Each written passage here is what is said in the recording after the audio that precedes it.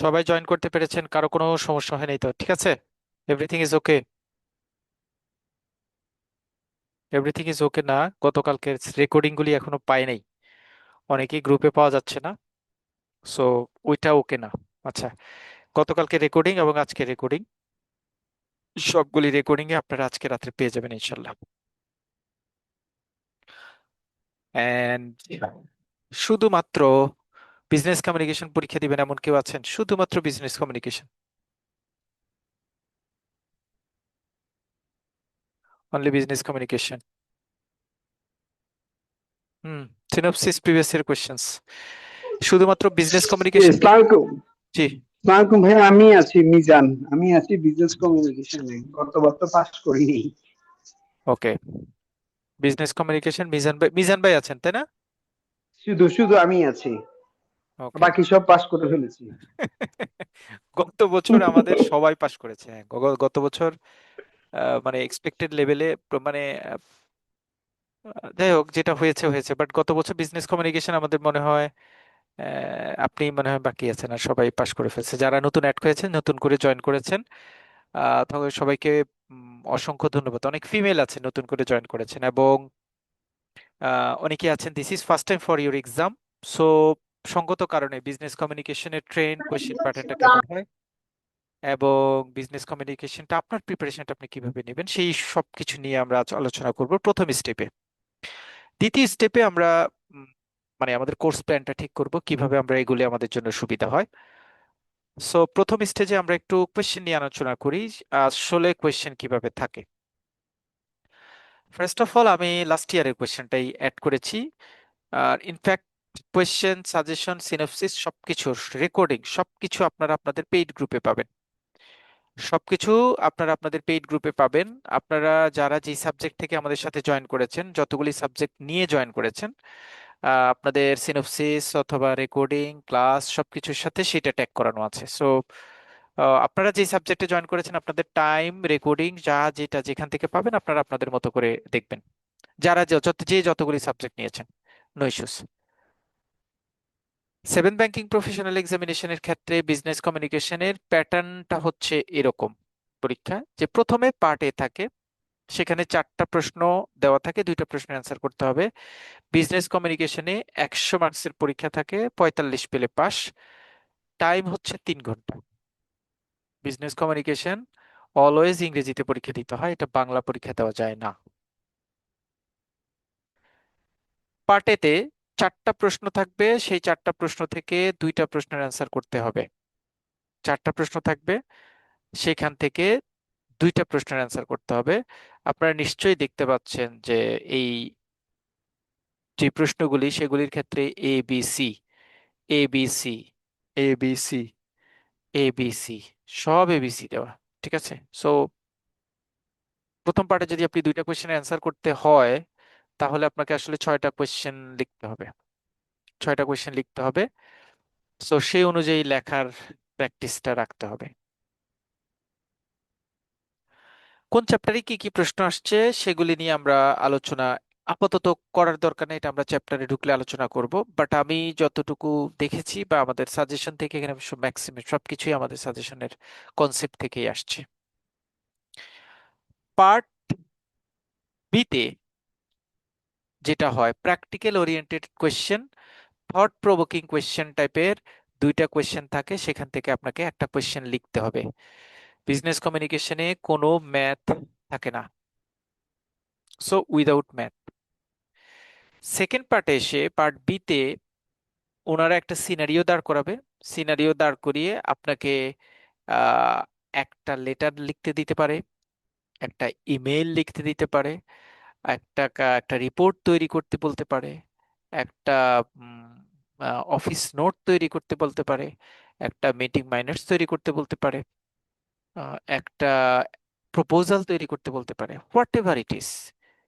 যে কোনো একটা জিনিসকে, যে কোনো ইস্যুকে মিলিয়ে 5 এবং 6-তে ওনারা 2টা প্রশ্ন দেয়। হ্যাঁ, 2টা প্রশ্ন দেয়, এবং এই 2টা প্রশ্নের উপর বেস করে আপনাকে ছোট্ট 2টা টপিকস সিলেক্ট করতে বলে। যেমন 5-এ দুইটা প্রশ্ন দিয়েছে, এতে দিয়েছে ধরেন একটা সিনারিও দাঁড় করিয়েছে, সিনারিও দাঁড় করানোর পরে আপনাকে একটা ইমেইল লিখতে বলেছে, সো একটা ইমেইল। বিতে আবার আরেকটা ইস্যু রেডি করেছে, প্রিপেয়ার এন এজেন্ডা, এখানে একটা এজেন্ডা রেডি করতে বলেছে, সো একটা ইমেইল, একটা এজেন্ডা, দুইটা। Every question is containing 5 marks. সুতরাং ইমেইলে মানে আপনার 14 গোষ্ঠী লিখে শেষ করবেন এরকম কোনো সুযোগ নাই, জাস্ট ফরম্যাটটা গোছায় এই জিনিসটাকে যদি আপনি অ্যালাইন করে দিতে পারেন, দ্যাটস এনাফ। এখানে একটা এজেন্ডা ড্রাফট করতে বলেছে, এবং এজেন্ডা ড্রাফটের ক্ষেত্রে কোন কোন কি পয়েন্টসগুলি থাকবে সেটার কথা বলা হয়েছে এখানে। Very good. Bangladesh banking going to implement A expected credit loss ECL methodology based provisioning system for banks in according with the International Financial Reporting Standard বা IFRS। মানে আমি অনেকবার খুঁজেছি যে আইএফআরএসটা কেন ক্রেডিট বা অন্যান্য সাবজেক্ট গুলিতে দেয় না, দেখেন এখানে প্রশ্ন করেছে আইআরএফএস দিয়ে।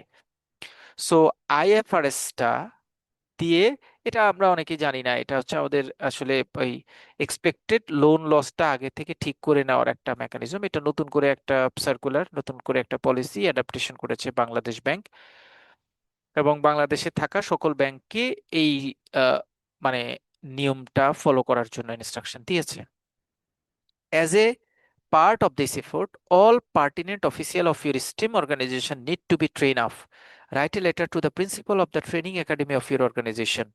Letter কি ট্রেনিং অর্গানাইজেশনের মানে আপনার ট্রেনিং অর্গানাইজেশনের হেড যিনি, মানে যেটাকে আপনারা বলেন আপনাদের ট্রেনিং ইনস্টিটিউশনের যিনি প্রিন্সিপাল, তার কাছে একটা লেটার লিখবেন যে IFRS 9টা তো নতুন আসছে, সকল ব্যাংকারের এটা নলেজ রাখা দরকার, এখন এটা একটা ট্রেনিং অ্যারেঞ্জ করার জন্য। শেষ, 5 মার্কস। কি কি থাকবে? টাইটেল বলে দিচ্ছে, টাইটেল থাকবে, অবজেক্টিভস থাকবে, ডেসক্রিপশন থাকবে, কনক্লুশন থাকবে। Okay. B, prepare a report to submit it on your head office authority on what you have learned by attending a seminar conducted by Bangladesh Training Academy BBT on anti money laundering। Anti money laundering এর উপর আপনি একটা training করেছেন, আপনি সেখান থেকে কি শিখেছেন, এরকম একটা রিপোর্ট হেড অফিসে সাবমিট করার কথা বলা হয়েছে। তাহলে প্র্যাকটিক্যাল ওরিয়েন্টেড কোয়েশ্চেনটা থাকছে ফুললি মানে লেটার অ্যাপ্লিকেশনস টাইপের পড়া। তাহলে লেটার অ্যাপ্লিকেশনস টাইপের পড়ার জন্য আমরা আসলে কি করব, আমাদের প্রিপারেশনটা কি থাকবে? আমরা জোর করে কিছু কেলার চেষ্টা করব না। আমি সিম্পলি যেটা করব সেটা হচ্ছে কমন একটা মেইল ফরম্যাট পড়ব। কারণ এখানে এত অনেক ইনফরমেশন আছে, আপনি যদি মেইলের মানে শুরুতে I would like to inform you that ইত্যাদি ইত্যাদি লেখেন, তারপরে নিচের দিকে কমন একটা প্যারা লেখেন, সাবজেক্টটা ঠিক রাখেন, স্যালুটেশনটা ঠিক রাখেন, কনক্লুশনটা ঠিক রাখেন, বডির ভিতরে যদি in the context of growing complexity of RBS system নিয়ে কোনো একটু কথা লিখে তারপরে ব্যাখ্যা করেন, এনাফ। ফরম্যাটটা যদি ঠিক রাখেন, তো আমরা যেটা করব এই পার্ট বির জন্য, আমরা হচ্ছে প্রত্যেকটা ফরম্যাটের একটা একটা কমন স্ট্রাকচার দাঁড় করাবো, এবং সেই স্ট্রাকচারগুলি নিয়ে আমাদের একটা ক্লাস থাকবে কমন। মানে এটার উপর আপনি জোর করতে পারবেন না যে ভাইয়া আমাকে 10টা এই ইমেইল বলেন যেগুলি আমি মুখস্থ করে যাব, সেখান থেকে আমি একটা লিখবো, না, ওইটা পড়বো না আমরা। কারণ এই থট প্রভোকিং কোশ্চেনে আপনাকে ওরাই কিন্তু আপনাকে একটা মানে পুরো সিনারিওটা সামারি করে দিবে, আপনি এই সিনারিওটাকে শুধু আপনার কোশ্চেনে আগে পরে বিভিন্ন ইস্যুর সাথে ট্যাগ করাই দিলে পরে পড়া হয়ে গেল, মানে অ্যান্সার হয়ে যাবে। এবং একটা ইমেল লিখতে যে স্ট্রাকচার ফলো করতে হয় সেই স্ট্রাকচারটা ফলো করতে হবে, অথবা পরেরটা যদি কোনো এজেন্ডা তৈরি করতে যে স্ট্রাকচার লাগে সেটা ফলো করতে হবে, অথবা কোনো মিটিং মাইন্ডস তৈরি করার যে প্রসেস আছে সেটা দেখতে হবে, কোনো অ্যাপ্লিকেশন লেখার যে প্রসেস আছে সেটা দেখতে হবে, তারপরে কোনো প্রপোজাল লেখার যে প্রসেস সেটা দেখতে হবে, কোনো রিপোর্ট লেখার যে প্রসেস সেটা দেখতে হবে। সো এই টাইপের যে জিনিসগুলি আছে সেই জিনিসগুলিকে মিলিয়ে আমাদের 6টা টপিকস হবে, সবকিছু মিলিয়ে 6টা টপিকসকে 6টা কমন প্যারার মধ্য দিয়ে আমি অ্যাড করে একটা ক্লাসে thought provoking question number B নিয়ে আমরা আলোচনা করব, করলে আমাদের এই পার্টের আলোচনা শেষ হয়ে যাবে। মানে আমি আপনাকে ফর্মুলাটা দিয়ে দিব, আপনি কোয়েশ্চেনটা পড়ে শুধু আপনার একটা ফর্মুলার সাথে ম্যাচ করবে পরীক্ষায়, ওই ফর্মুলার সাথে ম্যাচিং ফরম্যাটের মধ্যে ঢুকিয়ে এই সাবজেক্ট সামারিটাকে আপনি অ্যাড করে দিয়ে নিজের মতো করে লিখে দিলে এনাফ। সো এটা হচ্ছে আমাদের পার্ট বির সলিউশন, কিভাবে আমরা কি করব। খুব প্যারা নেওয়ার কিছু নেই, ঠিক আছে। আমি যখন লিখবো রিপোর্টের স্ট্রাকচারটা দেখাবো, আমি যখন লিখবো মিটিং মাইনার্সটা কিভাবে লিখবো সেটা দেখাবো, আমি যখন লিখবো তখন প্রপোজাল কিভাবে লিখবো সেটা দেখবো। তারপরে লেটার লিখতে গেলে লেটারের মধ্যে আবার কয়েক ধরনের লেটার থাকে, পার্সুয়েসিভ লেটার থাকে, বা অন্য কোনো ধরনের লেটার যদি থাকে সেগুলিকে আমরা একসাথে দেখবো। এটা হচ্ছে পার্ট বি নিয়ে আমাদের পরিকল্পনা। খুব ফ্রাস্ট্রেটেড হওয়ার কিছু নাই, কাজটা সোজা। ওকে, পার্ট সি, কেস স্টাডি। এখানে পার্ট সি থেকে বেসিকলি দুইটা কেস স্টাডি থাকে, আমার এইটা মনে হয় একটু নাম্বার বেশি আছে, এটা 20 নাম্বার। সো এই পার্টটা খুব গুরুত্ব দিয়ে পড়তে হবে আপনাদের। হ্যাঁ, পার্ট বি লেটার রাইটিং এর ড্রাফট, যেটা এটা একটু ভালো করে পড়তে হবে, 20 নাম্বার কিন্তু এটা। Part C, case study.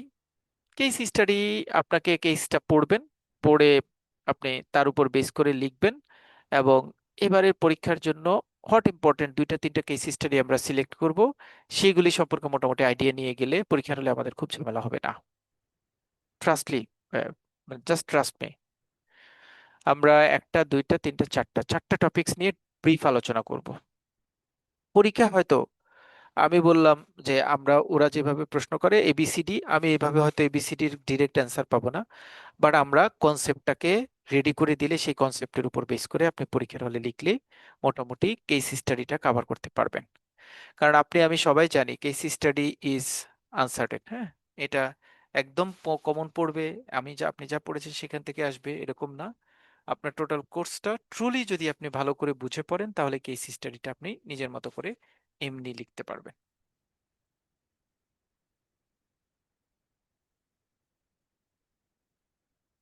Part D, understanding and business terminology. দুইটা পার্থক্য আসবে দুইটা করে, মানে টোটাল টোটাল 5টা লিখতে হবে। এগুলি আমরা যা পড়বো সেখান থেকে কমন পড়বে, ঠিক আছে। এগুলো আমরা যা লিখবো সেখান থেকে কমন পড়বে। শর্ট নোট লিখতে বলেছে যে কোনো 5টা, এগুলি আমরা যা পড়বো সেখান থেকে কমন পড়বে, ঠিক আছে। এবং এবং গত বছর যারা পরীক্ষা দিয়েছেন, যিনি আছেন আমাদের সাথে এখন, ভাইয়া, আমরা কিন্তু এগুলি সব আমরা পড়েছি, ম্যাক্সিমাম ম্যাক্সিমাম আমরা কভার করেছি। এবং পরীক্ষার আগে, পরীক্ষার আগের দিন যেটা আমাদের লাস্ট লাস্ট রিভিশন ছিল, বলেছিলাম যে এটা আসবে, গ্রেপভাইন কমিউনিকেশন নাম চেঞ্জ হয়ে আসার সম্ভাবনা আছে, ইমোশনাল কোয়েশ্চেন্ট আমরা বলেছিলাম যে আসবে। টাকা পেয়ে এটা হয়তো আমরা ইম্পর্টেন্ট বলি নাই, দেখেন আমি যার কাছ থেকে প্রশ্ন নিয়েছি, যিনি আমাকে দিয়েছেন উনি আমার স্টুডেন্ট ছিল, এটা দেয়নি, অন্যগুলি দিয়েছে। আমরা একটা জায়গায় একটু দেখে আসি যে পার্ট ইটা অন্য কোনো জায়গায় কি অন্য কোনো রকম করে কি আসে কিনা, যে কারণ আমাদের তো একটা ঝামেলা আছে, সেটা হচ্ছে অনেক জায়গায় সিঙ্গেল কোয়েশ্চেন থাকার সম্ভাবনা থাকে, সিঙ্গেল কোয়েশ্চেন স্যার থাকার কথা সম্ভাবনা কম থাকে। শোনা যাচ্ছে, আস্তে আস্তে আসতেছে। সাউন্ড, জি স্যার। এখন ঠিক আছে?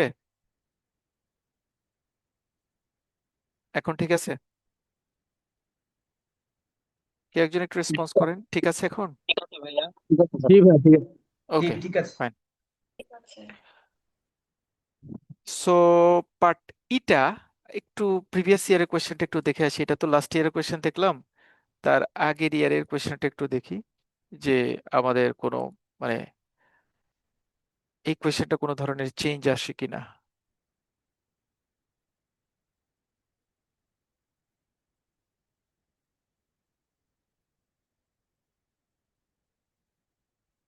এটা হচ্ছে গত বছরের আগের বছরের প্রশ্ন, লাস্ট ইয়ারের আগের ইয়ারের প্রশ্ন।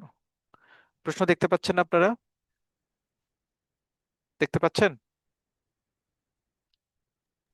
জি জি কোয়েশ্চেনটা দেখা যাচ্ছে ভাইয়া? জি, দেখা যাচ্ছে।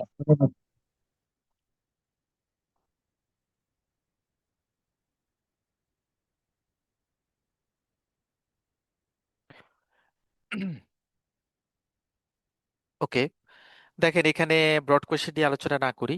ব্রড কোয়েশ্চেন এগুলো আমরা যা আলোচনা পড়বো সেখান থেকে আসবে, হ্যাঁ, এটা নিয়ে আপনারা একদম ওরিড হওয়ার কিছু নেই।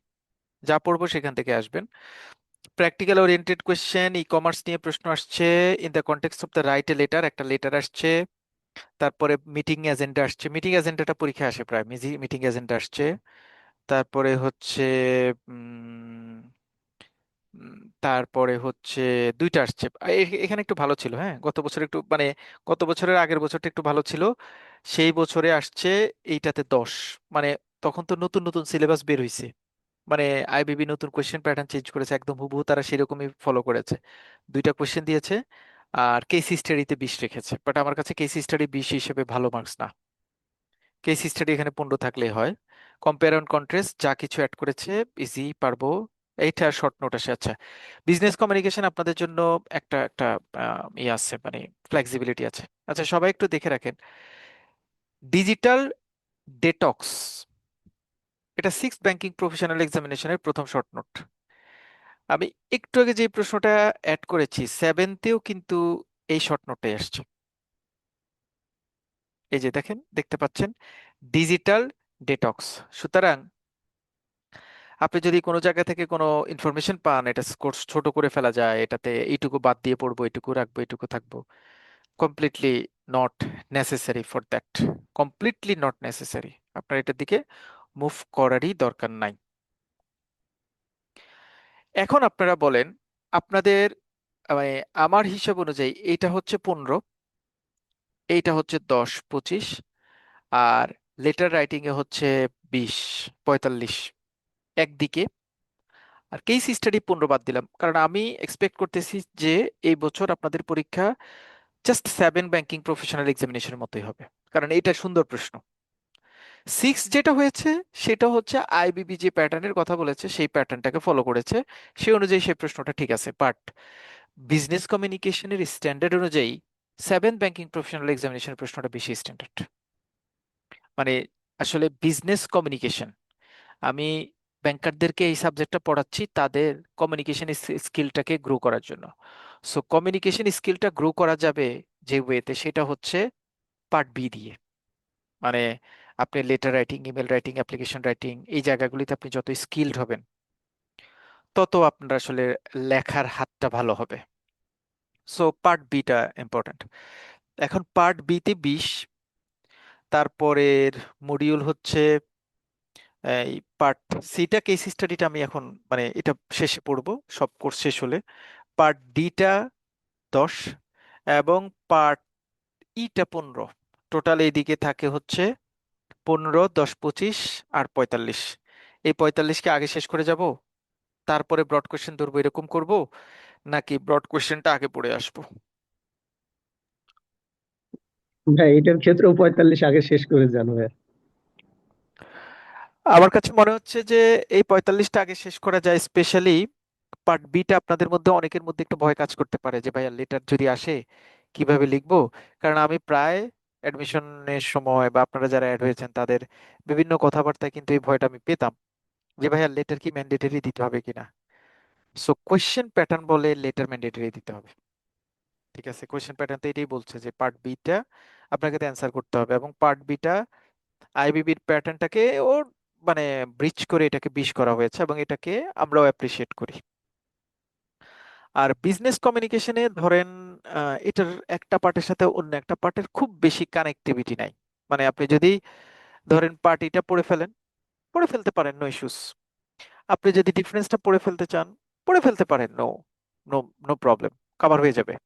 আর আপনি যদি পার্ট সিটা কভার করেন, মানে লেটার রাইটিং এর যে পার্টটা আছে সেটা যদি কভার করতে চান, নো ইস্যুস। ঠিক আছে।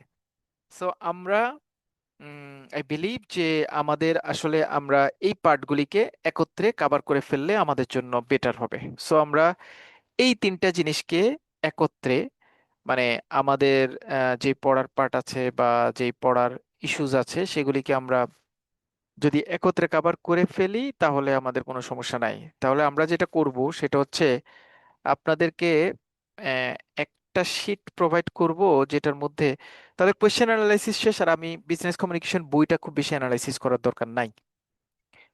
কারণ হচ্ছে বইয়ে আমরা যে যে জিনিসগুলি বইতে দেওয়া থাকবে বা আমরা যে জিনিসগুলি পড়বো আমাদের মতো করে আলোচনা করে পড়লেই হবে, এটাতে ওরকম করে চিন্তা ভাবনা করে লেখার কোনো ইস্যুজ আমি দেখি না বইটা। সো বই নিয়ে আমি আসলে ডিসকাস করতে চাচ্ছি না বিজনেস কমিউনিকেশনে, আমরা সরাসরি চাইলে পড়ায় চলে যেতে পারি। সো প্রথমে তাহলে আমরা ফাইনালি ডিসিশন নিলাম যে আমরা প্রথমে আমাদের যে তিনটা পার্ট আছে এই তিনটা পার্টকে সামারি টেকনিক্যালি যেভাবে সুন্দর করে পড়া যায়, ছোট বড় যাই হোক না কেন যেভাবে পড়া যায় আমরা সেটাকে আগে কভার করব। সেইটাকে শেষ করার পরে আমরা তারপরে আমাদের ব্রড কোয়েশ্চেনে যে পার্ট আছে সেই পার্টটা কভার করব। বাট ব্রড কোয়েশ্চেনের পার্টটা যখন কভার করব সেই কোয়েশ্চেনের পার্টের সাথে বেসিকলি আমার কেস স্টাডিটা কিন্তু জড়িত থাকবে। এটা একটু সবাই মাথায় রাখতে হবে, ঠিক আছে? এটা একটু সবাই মাথায় রাখতে হবে। সো যেহেতু তিনটা পার্ট, লেটার, লেটারটা একটু পরে পড়বো, শর্ট নোট এবং পার্থক্য, আমরা একটু পার্থক্যটা নিয়ে আলোচনা করে ফেলি, যেহেতু আমরা একটু যতটুকু আগাইতে পারি নেক্সট দিন সেখান থেকে শুরু করব, ঠিক আছে? তাহলে আমরা ফর্মালি আমাদের পড়াটা শুরু করছি ডিফারেন্সটাকে আগে পড়ে, আগে নিয়ে। সো ডিফারেন্সটা আমরা শুরু করব এখন।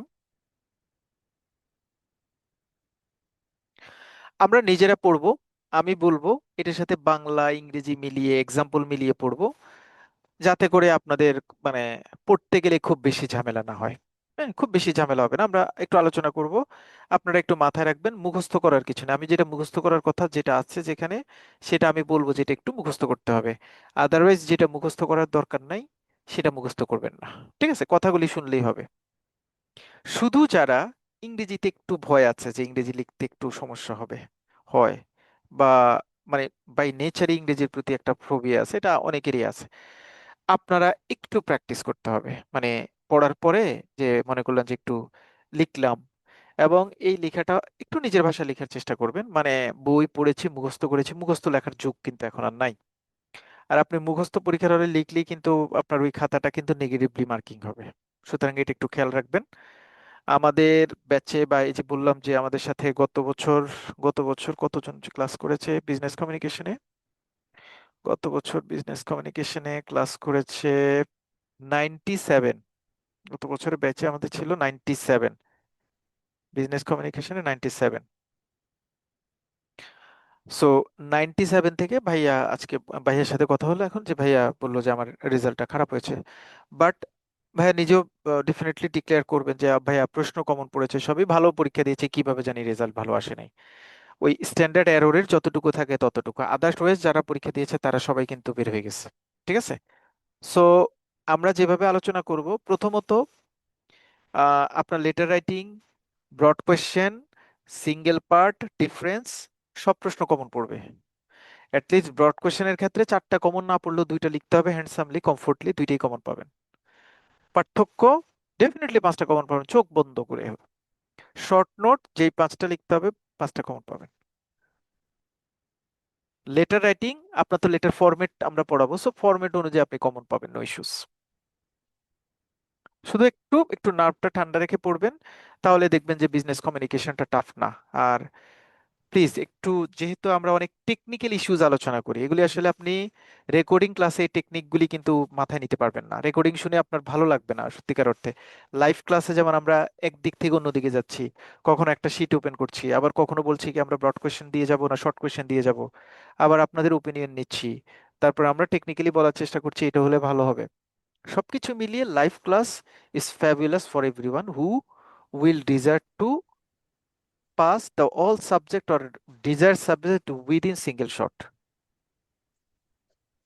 স্যার হ্যাঁ, বলেন।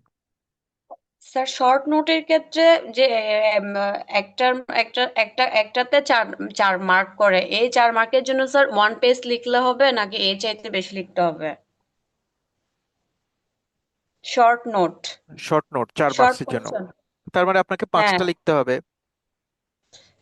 5টা লিখতে হবে, স্ট্যান্ডার্ড ঠিক হচ্ছে, আছে স্যার। হ্যাঁ 5টা। একটাতে তো স্যার একটাতে 4 মার্ক করে, এটাতে স্যার একটা 4 মার্কের জন্য স্যার কি 1 পেজ লিখলে এনাফ হবে নাকি এর চাইতে বেশি লিখতে হবে? যদি 1 পেজ লেখেন নট ব্যাড। হ্যাঁ, এক পেজ লেখেন তাহলে নট ব্যাড এটা। বাট এক পেজের যদি এক্সটেন্ড করে 2 নম্বর পেজ পর্যন্ত নিতে পারেন এটা ভালো।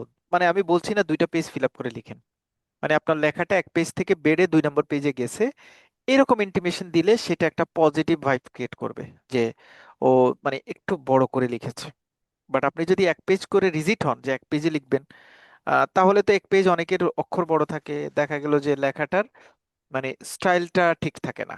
বাট এটা মানে বেটার হচ্ছে 2টা পেজকে কাভার করা, এবং ওই 2টা পেজকে কাভার করতে গিয়ে 2টা পেজ ফুল না লিখলেও দ্বিতীয় পেজে আপনার টাচ থাকবে, এইটুকু একটু এনশিওর করা।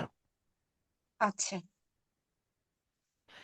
বাট আমি কখনো কোনো জায়গায় এটাকে অ্যাপ্রিসিয়েট করি না যে আপনি প্রয়োজনীয় লেখার বাইরে অন্য লেখা লিখে খাতাটা বড় করেন, কখনো এটা অ্যাপ্রিসিয়েট করি না। আপনি যদি পরীক্ষার হলে লিখতে গিয়ে যদি মনে করেন যে ভাই আমার কাছে তো মনে হয়েছে যতটুকু জানি ততটুকু এক পেজে লিখলেই শেষ হয়ে যায়, এক পেজ লিখবেন, no issues.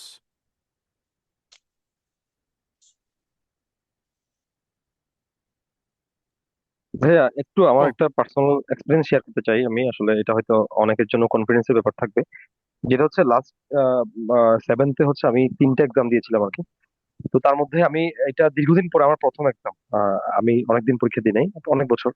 So first time দিয়েছি। তো আমি প্রথম পরীক্ষা ছিল এমএফএস ছিল প্রথম পরীক্ষা।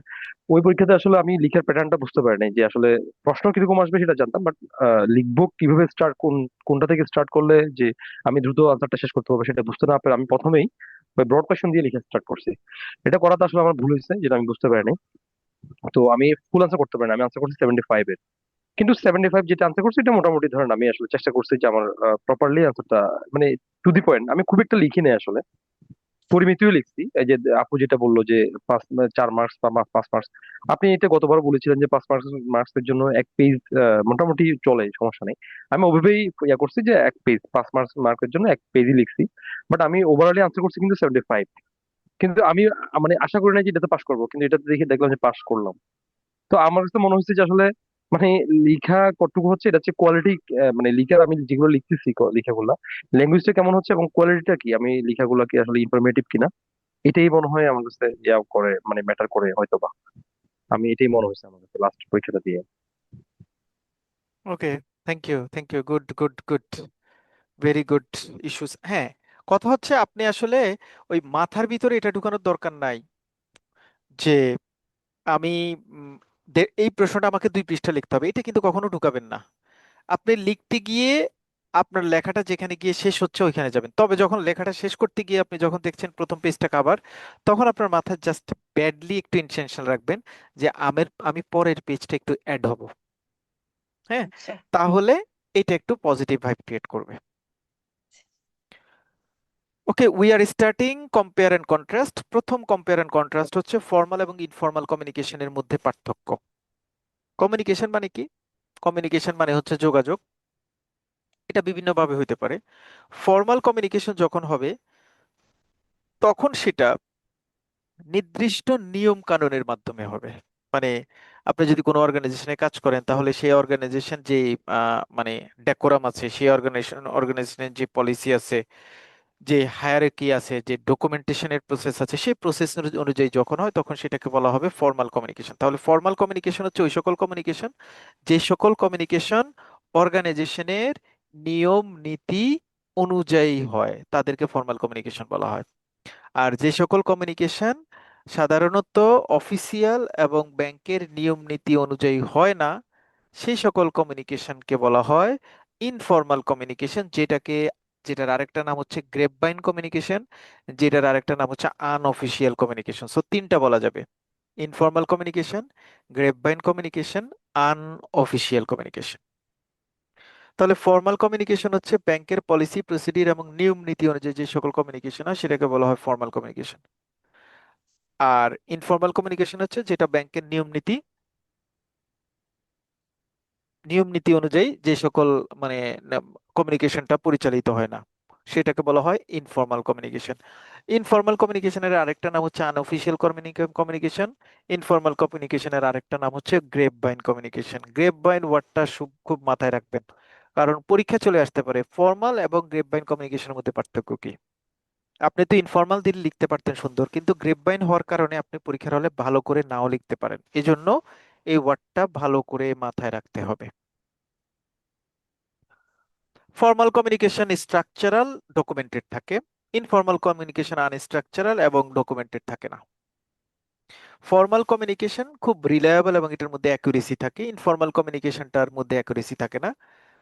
এক্সাম্পল যদি যেই ফর্মাল কমিউনিকেশনের একটা এক্সাম্পল বলেন, ফর্মাল কমিউনিকেশনের একটা এক্সাম্পল হচ্ছে ভাইভা দেওয়া, আপনার এইচআর এর কলে আপনি ভাইভা দিতে গেলেন, promotion viva, formal communication. Informal communication হলো বন্ধু চলো নিচে চা খেয়ে আসি, ইনফর্মাল কমিউনিকেশন। আপনি অফিসে আছেন, আপনার একজন কলিগকে আপনি বললেন যে চলো নিচে চা খেয়ে আসি, ইনফর্মাল কমিউনিকেশন। অথবা অন্য কোনো রকমও হতে পারে, আমি বন্ধুর কাছে টাকা চাইলাম অথবা অন্য কোনো কিছু পেলাম, এগুলি সবই ইনফর্মাল কমিউনিকেশন।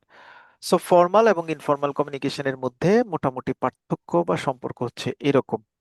কারো কোনো কোয়েশ্চেন আছে? Any question? এটার মধ্যে ইম্পর্টেন্ট হচ্ছে ইনফর্মাল কমিউনিকেশন কারো দুইটা অল্টার নামে ডাকা হয়, একটা হচ্ছে আনঅফিসিয়াল কমিউনিকেশন এবং গ্রেপভাইন কমিউনিকেশন, এটা মনে রাখা। আর দুইটার জন্য দুইটা উদাহরণ মনে রাখা। ফর্মালের জন্য আমরা এক্সাম্পল দিয়েছি promotion viva, attend a promotion viva with senior management. আর ইনফর্মাল কমিউনিকেশন হচ্ছে please give the LC file, অথবা please provide LC file to my table. আমি আমার মানে সাব স্টাফকে বললাম যে অত নম্বর এলসি ফাইলটা আমার টেবিলে দাও, অত নম্বর এই ফাইলটা আমাকে টেবিলে দাও।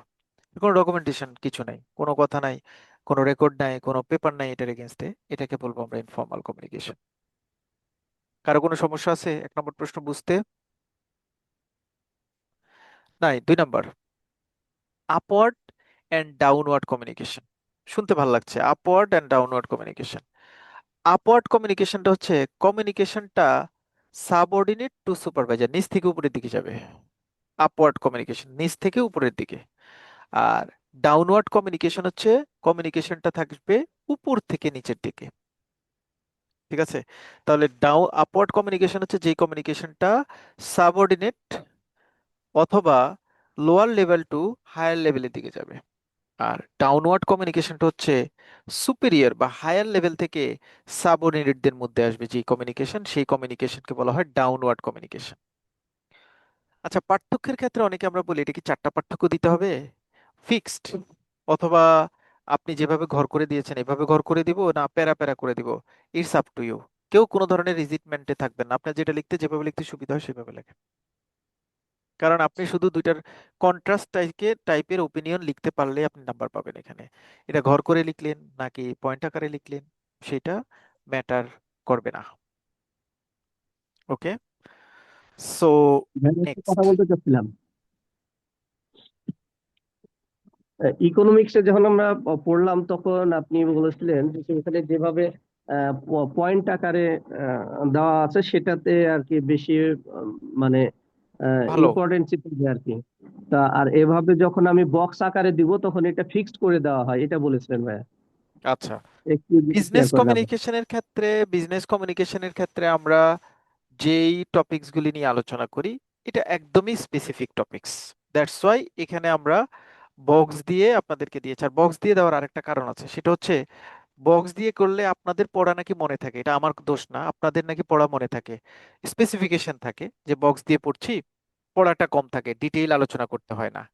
সো ডিটেইল যেহেতু আলোচনা করা দরকার হয় না, আপনাদের পড়ার সুবিধার্থে আমি বক্স করে দেওয়া, যাতে পয়েন্টস গুলি নিজেরা নিজেরা টুকে নিতে পারেন, এটা এটা এটা এটা এটা এটা এটা এটা।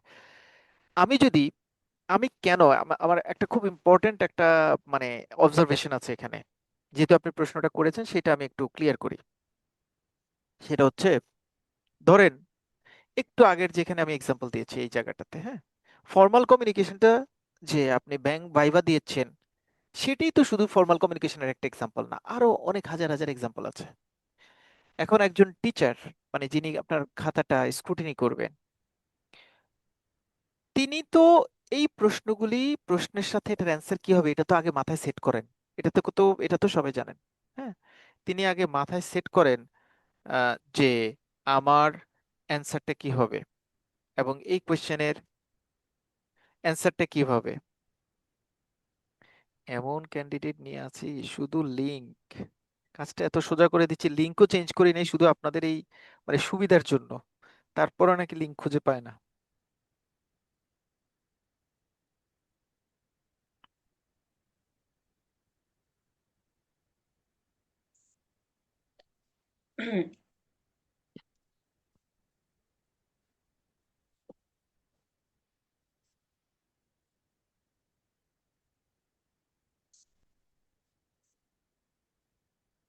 একটা মিনিট একটু। হ্যাঁ, যেটা বলতেছিলাম, এখন যখন কোনো একজন টিচার আপনার খাতাটা দেখার জন্য উনি উনি নিজেকে সেট করবে, তখন তিনি যেটা করবেন, ডেফিনেটলি তার একটা অ্যান্সার মাথায় আছে। হ্যাঁ, আপনি যখন এই পয়েন্টগুলিকে এভাবে হাইলাইট করে দিবেন, তখন তার আসলে ওই লাইনটা পুরো পড়াটা, স্কোপটা থাকবে না, আর পড়বে না উনি। উনি শুধু এই পয়েন্টটাকে দেখবে, এটা এটা লিখছেন, এটা এটা লিখছেন। এর মধ্যে যদি কোনো কথা ওনার যদি ডিরেক্টলি পছন্দ না হয়, কারণ যখন আপনি এই টাইপের পার্থক্য লিখবেন, মানে বক্স টাইপে লিখতে যাবেন, তখন আপনি কি করবেন, আপনি জিস্ট কথাটাকে এখানে লিখবেন। এখন আমি আপনাকে বক্স দিয়েছি কারণ আপনার জিস্ট পড়াটা মনে রাখলে আপনি লিখতে পারবেন। বাট আপনি যখন এখানে পয়েন্ট দিয়ে দিয়ে লিখবেন, যে যে ধরেন formal informal communication, formal communication তার এই আছে, ইনফর্মাল কমিউনিকেশন তার এই আছে। ফর্মাল কমিউনিকেশন ওখানে আপনি একটা এক্সাম্পল দিলেন, ইনফর্মাল কমিউনিকেশন একটা এক্সাম্পল দিলেন, তখন এক্সামিনারকে কিন্তু ওই লাইনটা পড়তে হবে। কারণ এখানে যেমন দেখে সাথে সাথে অ্যান্সার শুট করা যায়, ওই পয়েন্ট আকারে যখন আপনি লিখবেন তখন কিন্তু এটা আবার আলাদা করা যায় না, তখন এক্সামিনারকে ফুলটাই লিখতে পড়তে হবে। আর এক্সামিনার যখন ফুলটা পড়বেন, আপনি যদি খাতা ভালো লেখেন তাহলে ভালো নাম্বার পাওয়ার অপরচুনিটি ক্রিয়েট হবে।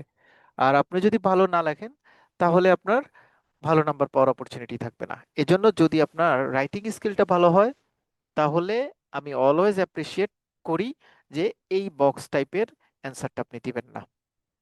আরেকটা ইস্যু আছে, সেটা হচ্ছে এই বক্স সব সময় বুঝায়, ধরেন এইখানে একটা কথা লিখছেন, এই কথাটার সামনে এটা লিখছেন, মানে এই বক্স এবং এই বক্স অলওয়েজ কন্ট্রাস্ট। কখনো এটা হওয়া যাবে না যে এই বক্সের সাথে এই বক্সের যদি সিমিলারিটি রয়েছে এরকম কোনো কথাকেও কিন্তু আপনি অপোনেন্ট অপোজিট বক্সে অ্যাড করতে পারবেন না। কিন্তু যখন আপনি প্যারা দিয়ে লিখবেন, তখন আপনার সুযোগ আছে যে ফর্মালের সাথে ইনফর্মালের স্লাইডলি গ্যাপ আছে এরকম পয়েন্টকেও চাইলে আপনি অ্যাড করতে পারবেন।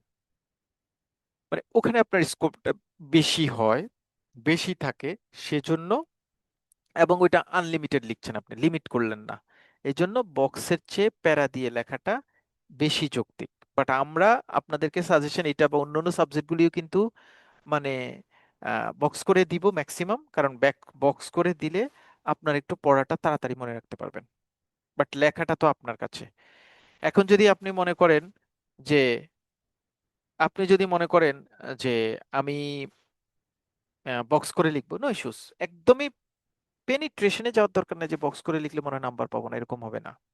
আপনি যেভাবে লেখেন কোনো সমস্যা নেই, ওইখান থেকে আপনি মার্কস ক্যারি করবেনই। তবে আমি প্রেফার করি মানে পয়েন্ট টাইপের লেখাটাকে। আপওয়ার্ড অ্যান্ড ডাউনওয়ার্ড কমিউনিকেশনের কথা বলছিলাম। আপওয়ার্ড কমিউনিকেশন হচ্ছে জুনিয়র থেকে সিনিয়রে যাবে, শুধু এটা মনে রাখেন, junior to senior. R downward communication হচ্ছে সিনিয়র টু জুনিয়র। এখন জুনিয়র টু সিনিয়রের মধ্যে যদি যায়, তাহলে এটা ম্যাক্সিমাম ফিডব্যাক যাবে, তাই না? ফিডব্যাক এবং সাজেশন যাবে। আর সিনিয়র থেকে জুনিয়রে যখন আসবে, তখন এটা অর্ডার এবং ইনস্ট্রাকশন আসবে। এই সেকেন্ড লাইনটা সুন্দর করে মনে রাখলেই হয়ে যায়। এক্সাম্পল যদি বলতে চাই, যে জুনিয়র থেকে সিনিয়রের দিকে কখন কোন জায়গায় যাওয়ার পসিবিলিটি থাকে। জুনিয়র থেকে সিনিয়রের দিকে যায় আমরা যখন মিটিং করি, মানে ধরেন ওয়ার্ক মিটিং অথবা ডিভিশনাল মিটিং, সেগুলিতে বিভিন্ন রকমের ইনস্ট্রাকশন জুনিয়র থেকে সিনিয়রের দিকে মুভ করতে পারে। বাট সিনিয়র থেকে জুনিয়রের দিকে মুভ করে, আপনারা জানেন এএমএল এ প্রতি বছর এমডি স্যার একটা মেসেজ দেয় সকল ব্যাংকারকে লক্ষ্য করে, সবাই জানেন জানুয়ারি মাসের দিকে। সো এমডি স্যারের ওই কমিউনিকেশনটা হচ্ছে ডাউনওয়ার্ড কমিউনিকেশন, মানে উনি সকল ব্যাংকারকে কিভাবে চলতে হবে, মানি লন্ডারিং এর ক্ষেত্রে জিরো টলারেন্স শো করতে হবে, এটা মেনশন করার চেষ্টা করেন।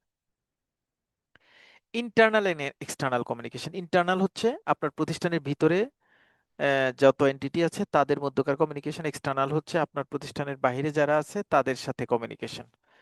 যেমন আপনার যদি কোনো ভেন্ডর থাকে, আপনি যেই বাড়ি বিল্ডিং ভাড়া নিয়েছেন অফিসের জন্য, সেই বিল্ডিং এর মালিকের সাথে কমিউনিকেশন, এগুলি সব এক্সটার্নাল। আর অফিসের ভিতরে head office office head office বা ব্রাঞ্চ ব্যাংকিং, একটা ডিভিশনের সাথে যে কমিউনিকেশন হয়, সেটা হচ্ছে ইন্টারনাল কমিউনিকেশন। হরাইজন্টাল এবং ভার্টিক্যাল কমিউনিকেশন।